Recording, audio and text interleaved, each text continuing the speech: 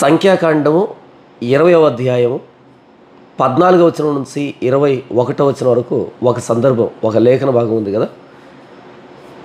మోషే Meribah నుండి ఇశ్రాయేలుని సాగ చేయడానికి, వాగ్దాన దేశానికి నడిపించడానికి మెరీబాకు తూర్పు వైపున ఉన్నటువంటి ఏదోము దేశానికి కొంతమంది రాయబారులను పంపించాడు. దేనికంటే ఎర్ర సముద్రం నుండి సిరియా దేశానికి వెళ్తున్నటువంటి రాజమార్గం, రాయల్ హైవే, లేదా మన భాషలో అయితే నేషనల్ హైవే, అంటే ఐగుప్తు నుంచి సిరియాకి మిగిలినటువంటి దేశాలకి రవాణా జరగడానికి, సైన్యం బయలుదేరడానికి రాజమార్గం ఒకటి ఎదోము దేశం గుండా వెళ్తూ ఉంది.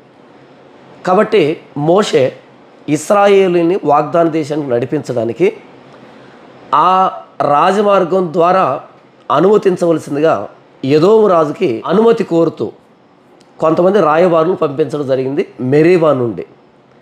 అయితే వాళ్ళు వచ్చి ఆ ఎదోము రాజుతో మనవి చేసుకున్నారు, మేము రాజమార్గంలో పడి వాగ్దాన దేశానికి వెళ్తామని చెప్పుకున్నారు. అయితే ఎదోము రాజు ఒప్పుకోలే. ఇశ్రాయేలుని తన దేశం గుండా వెళ్తున్నటువంటి రాజమార్గం ద్వారా ప్రయాణించడానికి అనుమతించకుండా, ఇశ్రాయేలీలు రాకుండా వారిని నిలువరించడానికి ఆ రాజమార్గానికి ప్రారంభంలో సైన్యాన్ని మోహరించి అనుమతించలేదు ఇశ్రాయేలుని.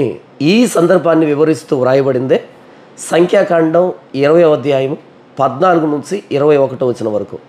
ఒకసారి ఈ సందర్భం మొత్తాన్ని నేను చదివి వినిపిస్తాను, జాగ్రత్తగా వినండి. మోషే కాదేశు నుండి ఎదోము రాజు వద్దకు దూతలను పంపి, నీ సహోదరుడుకు ఇశ్రాయేలు అడుగునదేమనగా, మాకు వచ్చిన కష్టము యావత్తును నీకు తెలిసినది. మా పితరులు ఐగుప్తునకు వెళ్ళిరే. మేము చాలా దినములు ఐగుప్తులో నివసించితిమి. ఐగుప్తీయులు మమ్మును మా పితరులను శ్రమ పెట్టిరి. మేము యెహోవాకు మొర్రపెట్టగా ఆయన మా మొరను విని దూతను పంపి ఐగుప్తులో నుండి మమ్మను రప్పించెను. ఇదిగో మేము నీ పొలిమేర్ల చివర కాదేశు పట్టణంలో ఉన్నాం. మమ్మును నీ దేశమును దాటిపోనిమ్ము.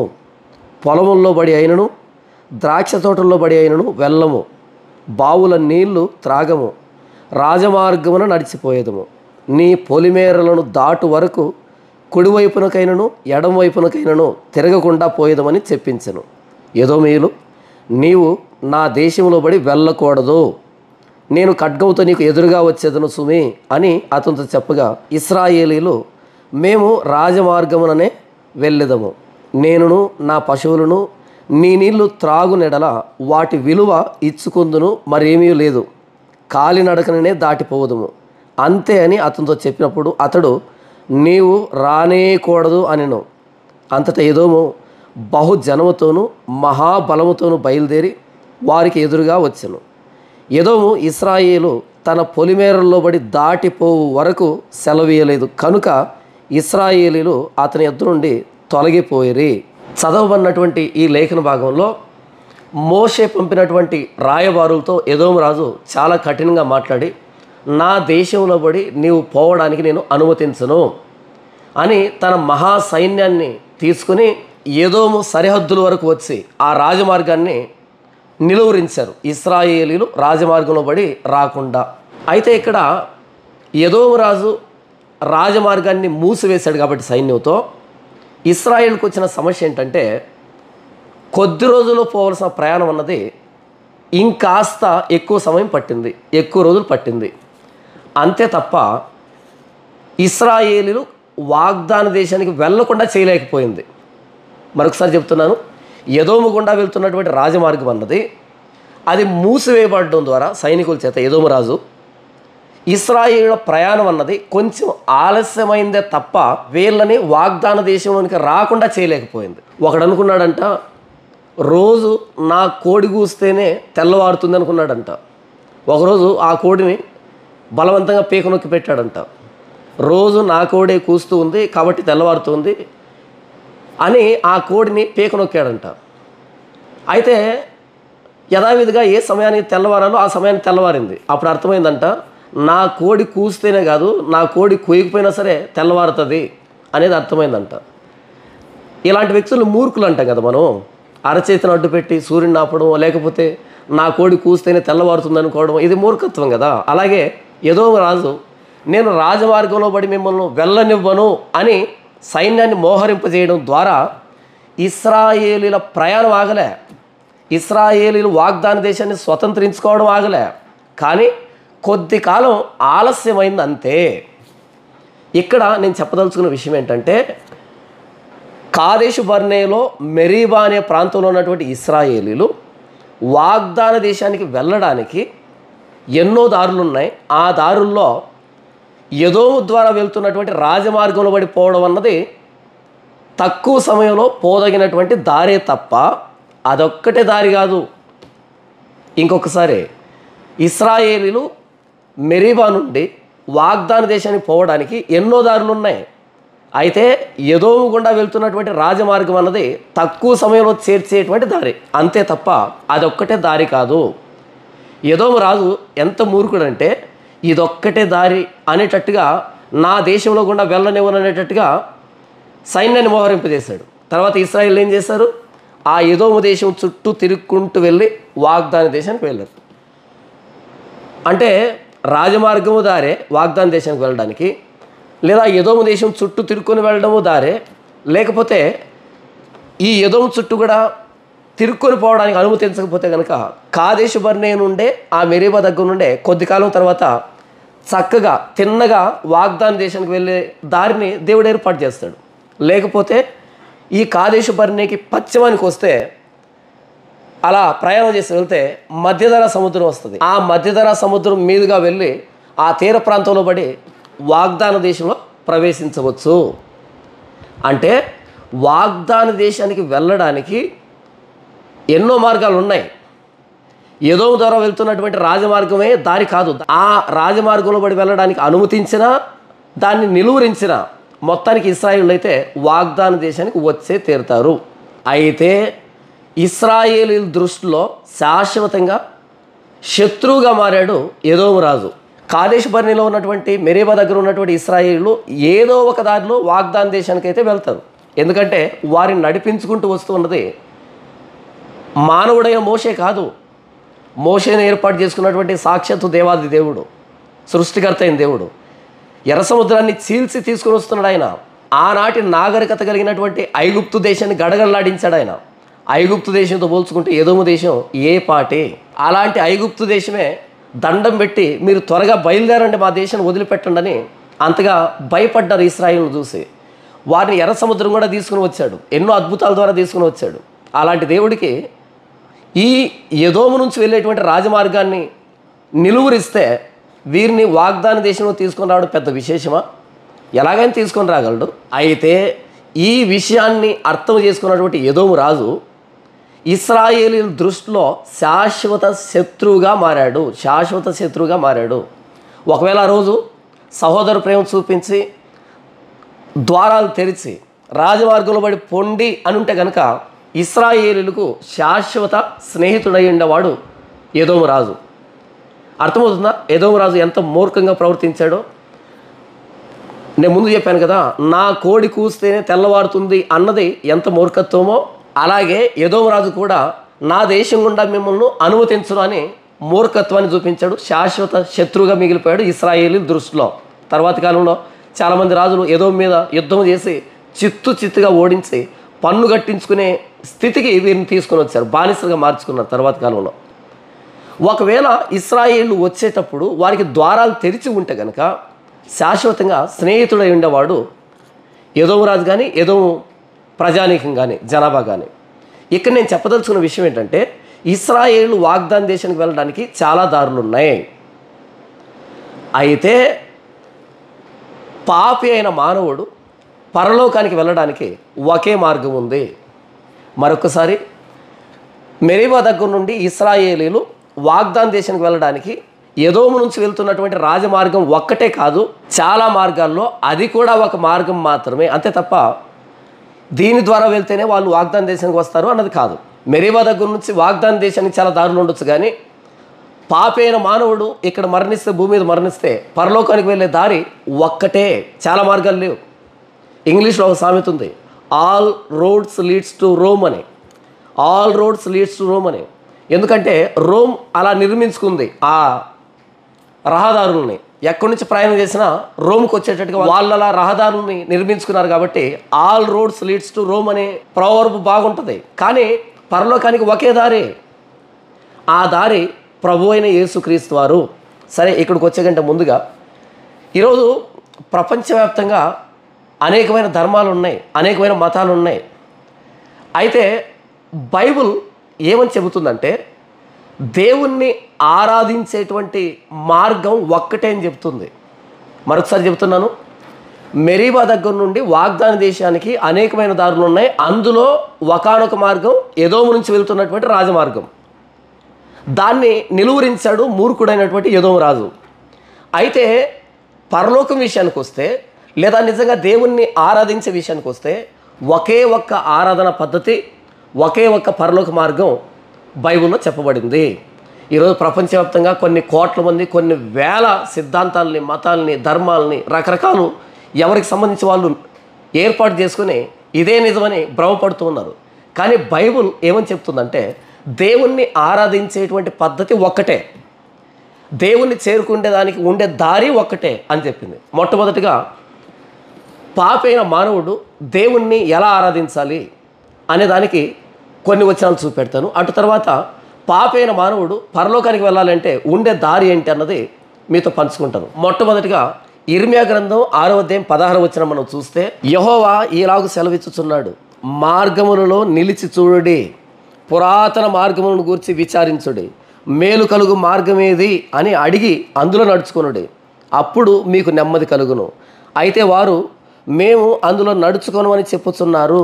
జాగ్రత్త వినండి, యెహోవా ఇలాగ సెలవిచ్చుచున్నాడు, మార్గములలో నిలిచి చూడుడి, పురాతన మార్గములను గూర్చి విచారించుడి, మేలు కలుగు మార్గము ఏది అని అడిగి అందులో నడుచుకునుడి, అప్పుడు మీకు నెమ్మది కలుగును.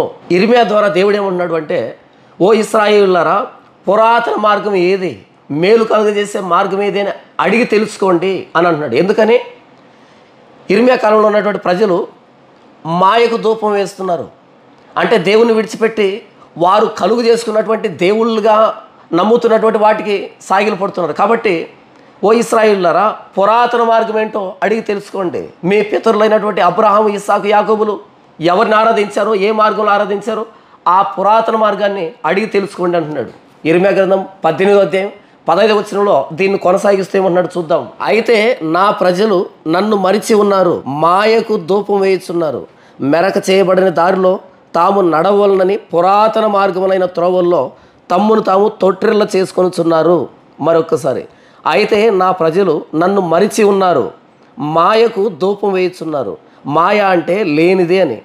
మాయకు ధూపం వేయుచున్నారు, మెరక చేయబడని దారిలో తాము నడవలనని పురాతన మార్గములైన త్రోవల్లో తమ్మును తాము తొట్టిల్ల చేసుకొనుచున్నారు. ఎంతటి దౌర్భాగ్యకరమైన స్థితి కదా ఇశ్రాయేలుది. నా ప్రజలు నన్ను విడిచిపెట్టారు, మాయకు ధూపం వేస్తున్నారంటే, మాయ అంటే లేనిది, లేనటువంటి ఒక దేవుణ్ణి సృష్టించుకొని దానికి ధూపం వేస్తున్నారు. మెరక చేయబడని దారిలో తమ్మును తాము తొట్టిల్ల చేసుకొనుచున్నారు. అది దారి కాదు, దారి కాని దాంట్లో నడుస్తూ తొట్టిల్ల చేసుకుంటున్నారు. పురాతన మార్గం ఏంటి అంటే ద్వితీయోపదేశకాండం 32వ అధ్యాయం 17వ వచనంలో రాయబడింది, వారు దేవత్వము లేని దయ్యములకు, తామెరుగని దేవతలకు, క్రొత్తగా పుట్టిన దేవతలకు, తమ పితరులు భయపడని దేవతలకు బలి అర్పించరే. నిన్ను పుట్టించిన ఆశ్రయదుర్గమును విసర్జించితివి, నిన్ను కనిన దేవుణ్ణి మరిచితివి. ఇక్కడ చూడండి, వారు అంటే ఇశ్రాయేలీయులు దేవత్వము లేని దయ్యములకు, తామెరుగని దేవతలకు, క్రొత్తగా పుట్టిన దేవతలకు, తమ పితరులు భయపడని దేవతలకు బలి అర్పించరే. ఇంతకు ఇశ్రాయేలు పితరులు ఎవరికి భయపడ్డారు? నిన్ను పుట్టించిన ఆశ్రయదుర్గమును విసర్జించితివి, నిన్ను కనిన దేవుణ్ణి మరిచితివి. ఇశ్రాయేలును పుట్టించింది ఎవరు? మొదటి మానవుడైన ఆదాముని చేసింది ఎవరు? దేవుడు కదా.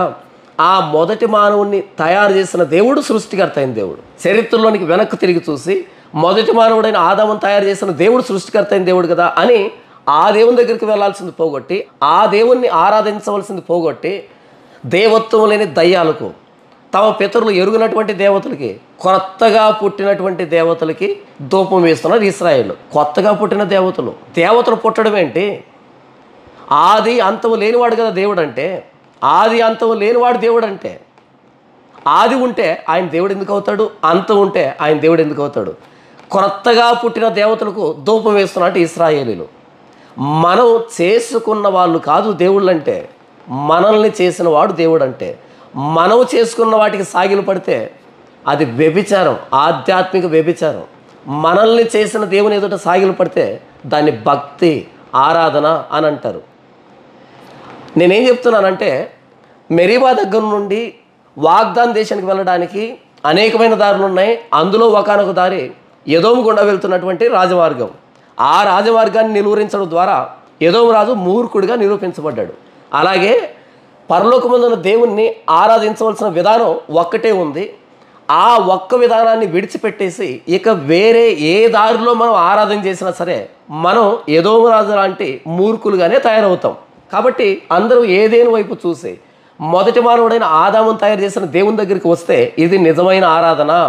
అయితే ఈరోజు ప్రపంచవ్యాప్తంగా మనం తిరిగితే అంతెందుకు, ఇశ్రాయేల్ చుట్టుపక్కల దేశాలు మనం చూస్తే ఫిలిస్తీ కానీ, తూర్పు వైపున మోయాబు కానీ, అమ్మోను కానీ, ఉత్తరాన సిరియా కానీ, దక్షిణాన ఐగుప్తు కానీ, చుట్టుపక్కల రాజ్యాలను చూస్తే ఆయా సంస్కృతుల్లో విగ్రహారాధన, క్రొత్తగా పుట్టినటువంటి దేవుళ్ళు, సంవత్సరానికి ఒక దేవుడు పుడుతున్నాడు, దేవత పుడుతూ ఉంది.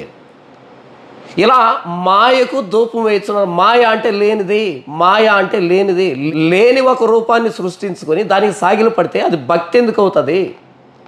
అది ఆధ్యాత్మిక వ్యభిచారం అవుతుంది, దేవుణ్ణి అవమానించడం అవుతుంది.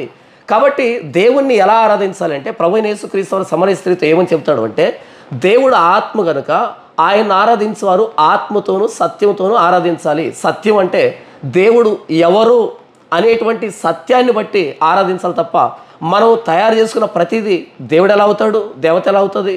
కాబట్టి దేవుడు ఆత్మ కనుక ఆయన ఆరాధించే వాళ్ళు ఆత్మతోనూ సత్యంతోనూ ఆరాధించాలి. ఇది నిజమైన ఆరాధన పద్ధతి. ఎక్కడ చెప్పాడు ప్రభువైన యేసుక్రీస్తు వారు దీన్ని? సమరయ స్త్రీతో మాట్లాడుతూ. సమరయ స్త్రీ అంది, అయ్యా మెస్సియా వస్తాడు, మెస్సియా వచ్చినప్పుడు మాకు సమస్తాన్ని తెలియజేస్తాడు అంటే అప్పుడు యేసు ప్రభు అన్నాడు, అమ్మా మీరు మీకు తెలియని దానిని ఆరాధించేవాళ్ళు, మేము మాకు తెలిసిన దాన్ని ఆరాధించేవాళ్ళం అని యూదుల గురించి ఆయన మాట్లాడుతూ ఉన్నాడు. మీరు అంటే సమరయులు మీకు తెలియని దానిని ఆరాధించేవాళ్ళు అంటే తెలియని దాన్ని కూడా ఆరాధిస్తారా? అంతే కదా. మరి మన పితరులు, వాళ్ళ పితరులు ఏ సిద్ధాంతాలైతే, ఏ మాయా సిద్ధాంతాలైతే, ఏ మాయా రూపాలైతే తయారు చేసి పెట్టారో వాటికి సాగిలు పడుతున్నాం అంతే. మీరు మీకు తెలియని దాన్ని ఆరాధించేవాళ్ళు, మేము మాకు తెలిసిన దాన్ని ఆరాధించేవాళ్ళం. దేవుడు ఆత్మ కాబట్టి ఆత్మతోనూ సత్యంతోనూ ఆయన ఆరాధించాలి. ఈరోజు ప్రపంచవ్యాప్తంగా మనం చూస్తే ప్రతి మతంలోనూ మేము దేవుణ్ణి ఆరాధిస్తున్నామని చెప్పుకుంటున్నారు. ఎందుకు? ఆ దేవుడు ఎవరు? ఆ దేవుని లక్షణాలు ఏంటి? ఆ దేవుడు తను ఎలా బయలుపరుచుకున్నాడు? రుజువులేంటి? ఏమీ అడగటం లే. క్రొత్తగా పుట్టినటువంటి దేవతలకి బలర్పిస్తున్నారు, మాయకు ధూపం వేస్తున్నారు. ప్రభువైన యేసుక్రీస్తు అన్నాడు కదా, దేవుడు ఆత్మ కాబట్టి ఆయన ఆరాధించేవారు ఆత్మతోనూ సత్యంతోనూ ఆరాధించాలి. కాబట్టి దేవుణ్ణి ఆరాధించే పద్ధతి ఒక్కటే. రకరకాల మార్గాలు లేవు. All roads leads to Rome. అది రోమ్కి సంబంధించి నిజమేమో, కానీ దేవుణ్ణి ఆరాధించే పద్ధతి ఒక్కటే. ఆ ఒక్కడే దేవుణ్ణి ఆత్మతోనూ సత్యంతోనూ ఆరాధించాలి. ఏదో వస్త్రధారంతోనో వేషధారంతోనో కొన్ని రకాల భోజనాలు మాండడం ద్వారానో, కొన్ని రకాల భోజనాలు తినడం ద్వారానో, రకరకాల పద్ధతులు, రకరకాల ఈ మత సంబంధమైనటువంటి ఆచారాల ద్వారా కాదు దేవుణ్ణి ఆరాధించాల్సింది. ఆత్మతో మన అంతరంగంలో నుంచి నిజంగా దేవుణ్ణి ప్రేమించాలి. సత్యంతో అంటే ఆయన మానవ జాతికి తను ఎలా బయలుపరుచుకున్నాడో ఆ సత్యాన్ని బట్టి ఆయన ఆరాధించాలి తప్ప మనవ దేవుడి గురించి ఏమనుకుంటున్నాం అని మన సొంత అభిప్రాయాలతో దేవుణ్ణి ఆరాధించకూడదు. దేవుడు సీనాయి దగ్గర మోషేకు ధర్మశాస్త్రాన్ని ఇచ్చాడు. ఇశ్రాయేలీలు ఆ ధర్మశాస్త్ర ఆజ్ఞలు పాటించడం ద్వారా దేవుని ప్రేమించాలి. దేవుని ప్రేమించడం అంటే ఏంటి? ఆయన ఆజ్ఞలను పాటించడమే దేవుని ప్రేమించడం. కాబట్టి దేవుడు ఇశ్రాయేలీల చరిత్రలో తను ఎలా బయలుపరుచుకున్నాడో, సీనాయి దగ్గర ఎలా బయలుపరుచుకున్నాడో ఆ సత్యాన్నంతటిని వంట పట్టించుకొని అంతరంగంలో నుంచి దేవుని మనం ఆరాధిస్తే ఇది నిజమైన ఆరాధన తప్ప మన సొంత పద్ధతులు, సొంత ఆలోచనలు, మన సొంత సిద్ధాంతాలు, సొంత ధర్మాలు, అంత మన సొంత నిర్ణయాలతో దేవుని ఆరాధిస్తే అది ఆరాధన కాదు, అది ఆధ్యాత్మిక వ్యభిచారం అవుతుంది.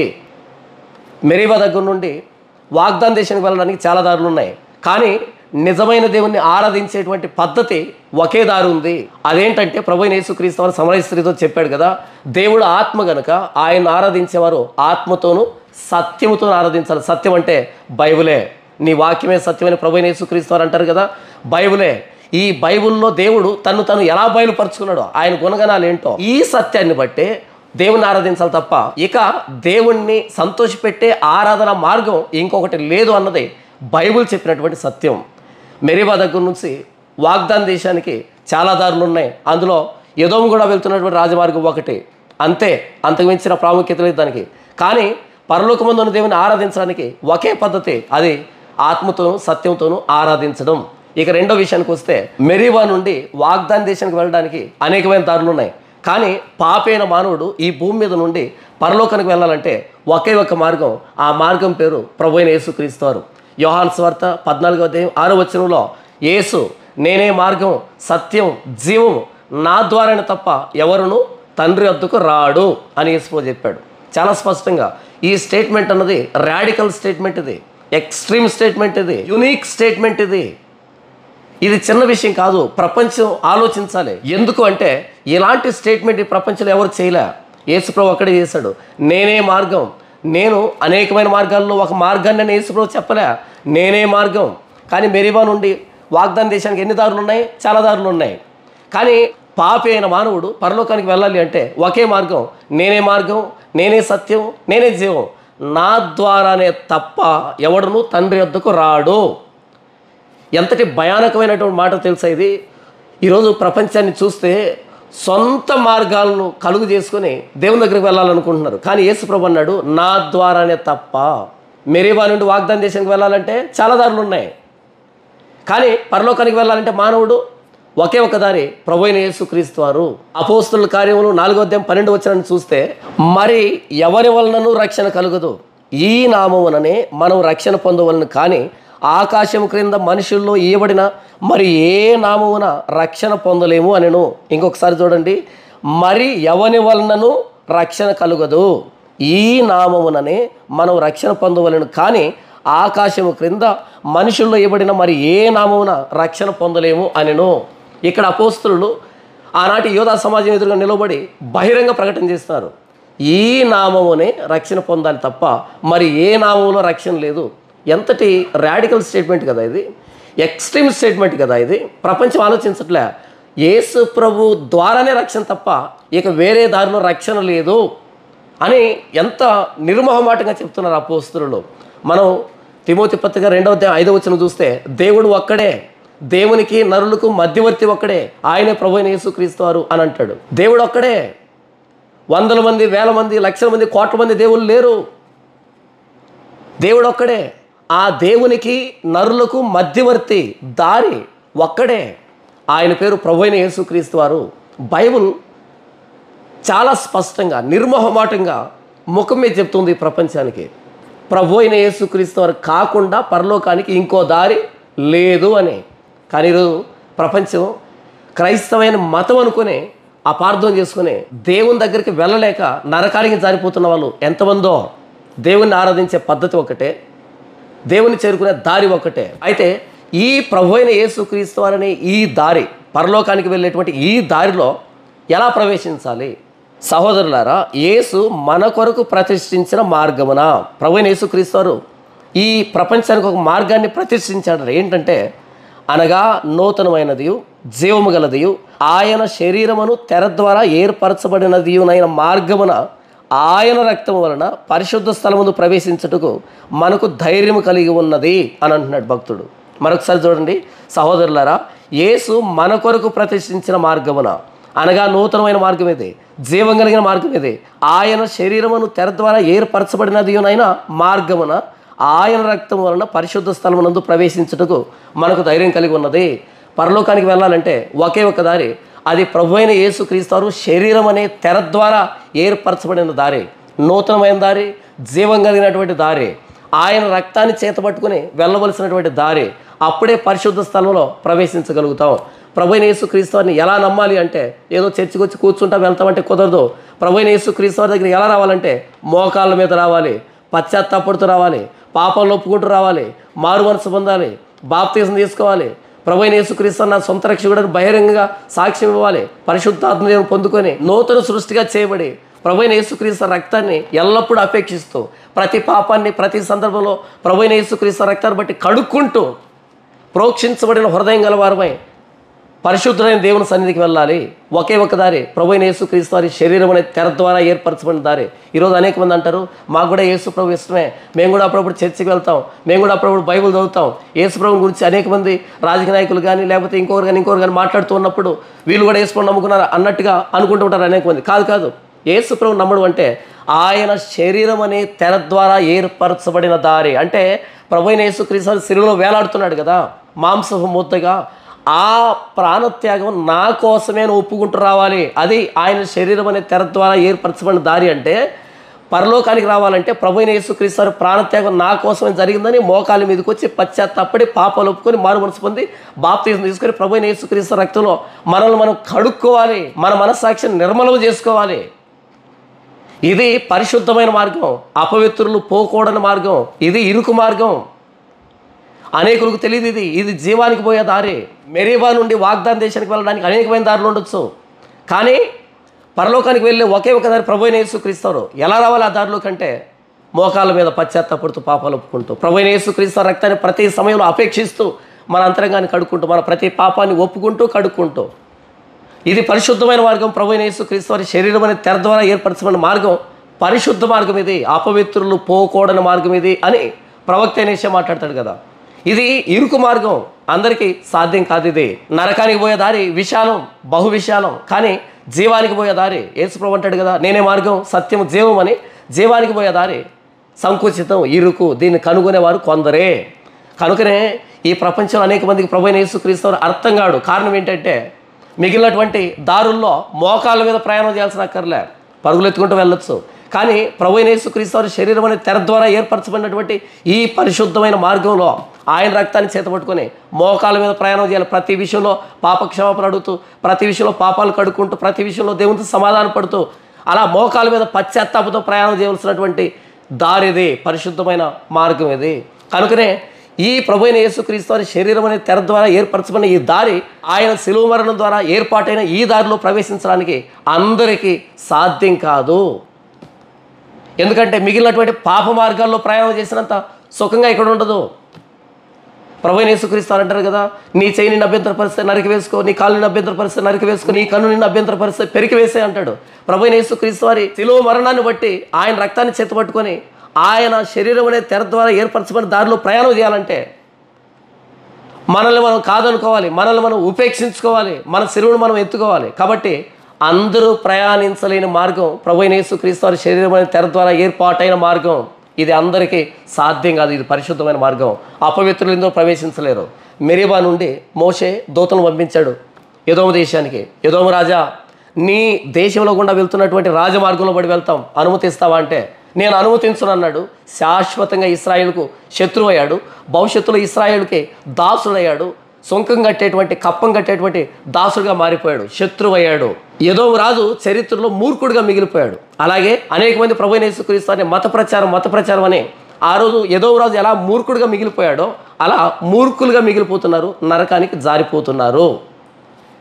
మెరీబా నుండి వాగ్దాన దేశానికి అనేకమైన దారులు ఉన్నాయి, కానీ పాపైన మానవుడు పరలోకమందున్న దేవుని దగ్గరికి వెళ్ళాలంటే ఒకే ఒక దారి ప్రభువైన యేసుక్రీస్తు వారి శరీరం అనే తెర ద్వారా ఏర్పరచబడిన నూతనమైన జీవం కలిగినటువంటి దారి, పరిశుద్ధమైన దారి, ఇరుకు మార్గం, అపవిత్రులు పోకూడని పోలేనటువంటి మార్గం.